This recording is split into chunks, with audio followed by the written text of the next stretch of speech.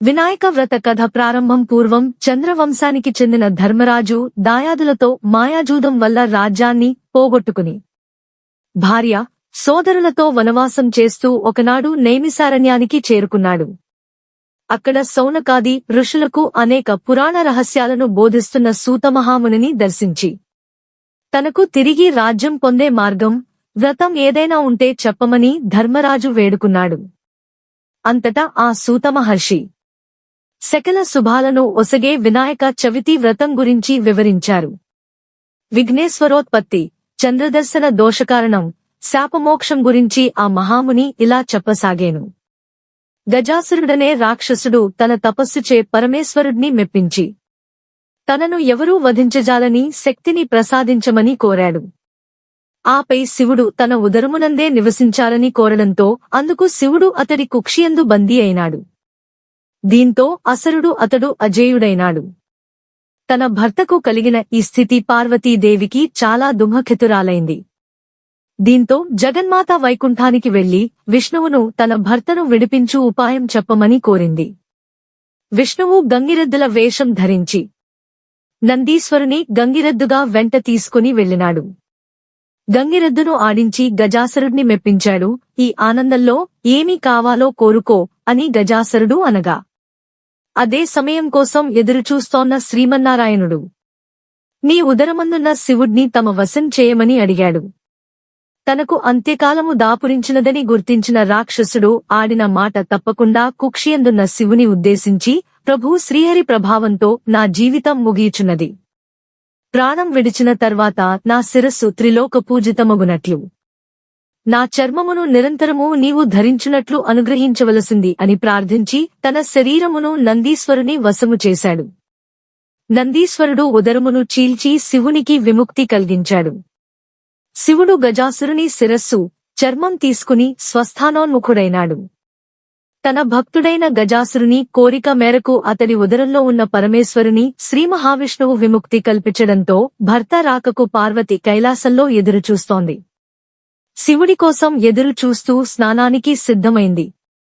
స్నానానికి వెళుతూ దేహానికి నలుగు పిండిని అద్దుకుంది. పరధ్యానంలో ఆ పిండితోనే ఓ ప్రతిమను తయారుచేసింది. చూడముచ్చటైన ఆ బాలుడికి తండ్రి ఉపదేశించిన మంత్ర సాయంతో పార్వతి ప్రాణం ప్రతిష్ఠ చేసింది. దివ్య సుందరమైన ఆ బాలుని వాకిట కాపలా ఉంచి తాను స్నానానికి వెళ్ళింది. అంతలో అక్కడికి వచ్చిన శివుడిని ఆ బాలుడు అడ్డుకున్నాడు. ఆగ్రహావేశాలకు లోనైన రుద్రుడు ఆ బాలుడి శిరస్సును తన త్రిశూలంతో ఖండించాడు. ఆ శబ్దానికి బయటికి వచ్చిన పార్వతీదేవి జరిగిన ఘోరం చూసి కన్నీళ్లు పెట్టుకుంది.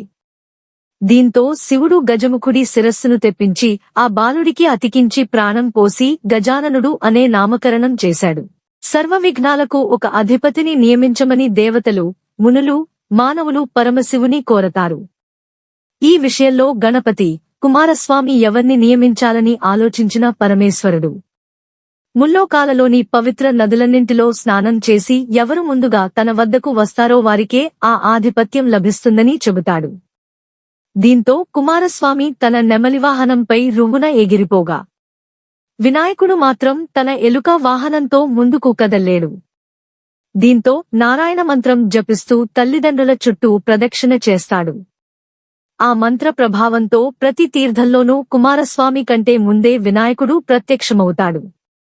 ఆ విధంగా 3 కోట్ల నదుల్లో వినాయకుడే ముందుగా స్నానమాచరించడం చూసిన కుమారస్వామి కైలాసానికి వెళ్లి మహిమాన్వితుడైన అన్నగారికే ఆధిపత్యం ఇవ్వమని తండ్రిని కోరతాడు.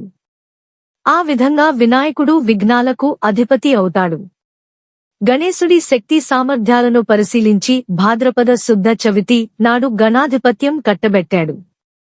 ఆ రోజున తనకు భక్తితో సమర్పించిన ఉండ్రాళ్లు, కుడుములు, పిండివంటలు, పండ్లను సృష్టిగా తిన్న వినాయకుడి నడవటానికి ఇబ్బంది పడుతూ కైలాసం చేరుకున్నాడు. శివుని శిరస్సుపై ఉన్న చంద్రుడు గణనాథుని అవస్థలు చూసి ఫక్కున నవ్వాడు. రాజదృష్టి సోకితే రాళ్లు కూడా నుజ్జవుతాయి. విఘ్ననాథుని ఉదరం పగిలి అందులోని ఉండ్రాళ్లు, కుడుములు బయటకు వచ్చి అచేతనుడయ్యాడు. దీంతో ఆగ్రహించిన పార్వతీదేవి, పాపాత్ముడా, నీ దృష్టి సోకి నా కుమారుడు అచేతనంగా పడి ఉన్నాడు. కాబట్టి నిన్ను చూసివారు పాపాత్ములై నీలాపనిందలు పొందుదురుగాక అని శపించింది. వినాయక చవితి రోజున ఋషి పత్నులకు నీలాపనిందలు. పార్వతీదేవి చంద్రుని శపించిన సమయంలో సప్తఋషులు భార్యలతో కలిసి యజ్ఞం చేస్తూ అగ్నిదేవునికి ప్రదక్షిణం చేస్తున్నారు. అగ్నిదేవుడికి ఋషిపత్నుల మీద మోహం కలిగింది. కోరిక తీరక శపిస్తారేమో అనే భయంతో అగ్ని క్షీణింపసాగాడు. భర్త కోరిక తెలుసుకున్న స్వాహాదేవి ఋషిపత్నుల రూపంలో అగ్నిదేవుడిని చేరింది. అగ్నిదేవునితో ఉన్నది తమ భార్యలేనని భ్రమపడిన సప్తఋషులు వారిని విడిచిపెట్టారు. శాపగ్రస్తుడైన చంద్రుని చూడటం వలనే ఋషుల భార్యలు నీలాపనిందలకు గురయ్యారని దేవతలు గ్రహించారు. వీరందరూ బ్రహ్మదేవునితో కలసి కైలాసానికి వెళ్లారు. మరణించిన విఘ్నేశ్వరుడిని బ్రహ్మదేవుడు తిరిగి బతికించాడు. తర్వాత పార్వతీదేవితో, అమ్మా, నీవు చంద్రునికి ఇచ్చిన శాపం వలన ఆపద కలిగింది. కావున శాపాన్ని ఉపసంహరించుకో అని కోరాడు. అప్పుడు పార్వతీదేవి, ఏ రోజున చంద్రుడు విఘ్నేశ్వరుడిని చూసి నవ్వాడో ఆ రోజు చంద్రుణ్ణి చూడకూడదు అని శాపాన్ని సవరించింది. ఆ రోజునుంచి అందరూ భాద్రపద శుద్ధ చవితి నాడు చంద్రుణ్ణి చూడకుండా జాగ్రత్తగా ఉండి సుఖంగా ఉన్నారు. ఇలా కొంతకాలం గడిచింది. సమంతకోపాఖ్యానం. ద్వాపరయుగంలో ద్వారకలో నివాసం ఉన్న శ్రీకృష్ణుడిని ఓ నారద మహర్షి కలిశాడు. కాసేపు పిచ్చాపాటి మాట్లాడాక, స్వామి, ఈ రోజు వినాయక చవితి. పార్వతీ శాపం కారణంగా చంద్రుని చూడకూడదు. నేను వెళ్తాను అని కృష్ణుడికి చెప్పి నారదుడు వెళ్లిపోయాడు. ఆ రోజు రాత్రి ఎవ్వరూ చంద్రుణ్ణి చూడకూడదని పట్టణంలో శ్రీకృష్ణుడు చాటింపు వేయించాడు. శ్రీకృష్ణుడికి పాలంటే ఇష్టం. ఆ రోజు రాత్రి శ్రీకృష్ణుడు ఆవు పాలను తాగుతుండగా పాత్రలోని పాలలో చవితి చంద్రుడి ప్రతిబింబాన్ని చూశాడు. దాంతో తనకెలాంటి అపనింద వస్తుందో అని చింతించాడు. కొన్ని రోజులు గడిచాయి. సత్రాజిత్తు సూర్యుని వరంతో సమంతకమణిని సంపాదించాడు. రోజుకు 10 బారువుల బంగారాన్ని ఇచ్చే ఆ మణిని తీసుకుని ద్వారకకు వెళ్లాడు. శ్రీకృష్ణుడు సత్రాజిత్తుకు అతిథి మర్యాదలు చేసి ఆ మణిని తనకు ఇవ్వమని కోరాడు. అందుకు సత్రాజిత్తు ఒప్పుకోలేదు. తర్వాత ఒకరోజు సత్రాజిత్తు తమ్ముడు ప్రసేనుడు సమంతకమణిని మెడలో వేసుకుని అడవికి వేటకు వెళ్లాడు. అడవిలో ఒక సింహం ఆ మణిని చూసి మాంసం ముక్క అనుకుని ప్రసేనుణ్ణి చంపింది. మణిని నోట కరుచుకుని పోతున్న సింహాన్ని జాంబవంతుడు చంపాడు. సమంతకమణిని కొండగుహలో ఉన్న తన కూతురు జాంబవతికి ఆట వస్తువుగా ఇచ్చాడు. మరుసటి రోజు సత్రాజిత్తు తమ్ముడి మరణవార్త విన్నాడు. శ్రీకృష్ణుడే తన తమ్ముడిని చంపి సమంతకమణిని అపహరించాడని నిందించాడు. శ్రీకృష్ణుడు అది విన్నాడు. భాద్రపద శుద్ధ చవితి రోజు చంద్రబింబాన్ని చూసిన దోషం వల్ల తన మీద నింద పడిందనుకున్నాడు. సమంతకమణిని వెదుకుతూ అడవికి వెళ్లాడు. ఒక చోట ప్రసేనుడి శవం కనిపించింది. అక్కడి నుంచి సింహం అడుగులు కనిపించాయి. వెదుకుతూ వెళ్లి ఒక పర్వత గుహలోకి ప్రవేశించాడు. అందులో ఉన్న ఉయ్యాలకు కట్టిన మణిని చూసి దానిని తీసుకుని బయటకు రాసాగాడు. వెంటనే జాంబవతి పెద్దగా ఏడ్వసాగింది. కూతురి ఏడుపు విని జాంబవంతుడు కోపంతో శ్రీకృష్ణుడిపై యుద్ధానికి తలపడ్డాడు.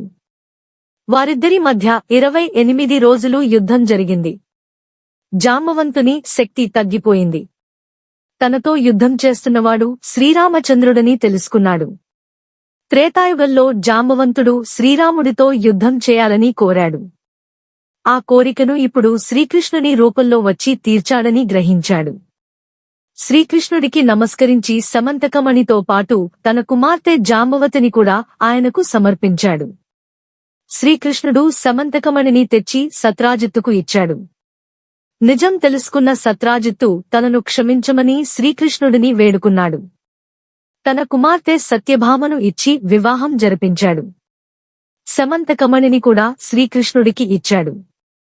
ఆ సమయంలో అక్కడకు వచ్చిన మునులు శ్రీకృష్ణుడితో, మీరు సమర్థులు కనుక మీపై పడిన నిందను పోగొట్టుకోగలిగారు. మావంటి వారికి ఏది గతి అన్నారు. భాద్రపద శుద్ధ చవితినాడు యథావిధిగా వినాయకుని పూజించి ఈ సమంత కోపాఖ్యానాన్ని విని అక్షతలు తలపై వేసుకున్న వారికి ఆ రోజు చంద్రదర్శనం అయినా కూడా అపనిందలు కలగవు అని శ్రీకృష్ణుడు చెప్పాడు. ఆనాటి నుంచి ప్రతి సంవత్సరం భాద్రపద శుద్ధ చవితి రోజు దేవతలు, మహర్షులు, మనుషులు తమ శక్తికి తగినట్లుగా గణపతిని పూజించి తమ కోరికలు తీర్చుకుంటున్నారు. ఈ కథను చదివిగాని, వినిగాని తలపై అక్షతలను వేసుకుని వినాయక వ్రతాన్ని ముగించాలి. చివరగా వినాయకుని ఎదుట వీలైనన్ని గుంజీలు తీసి సాష్టాంగ నమస్కారాలు చేయాలి. The mad reporter. We work for ground reality and genuinity. మరిన్ని వీడియోల కొరకు the mad reporter YouTube channel subscribe చేసుకోండి.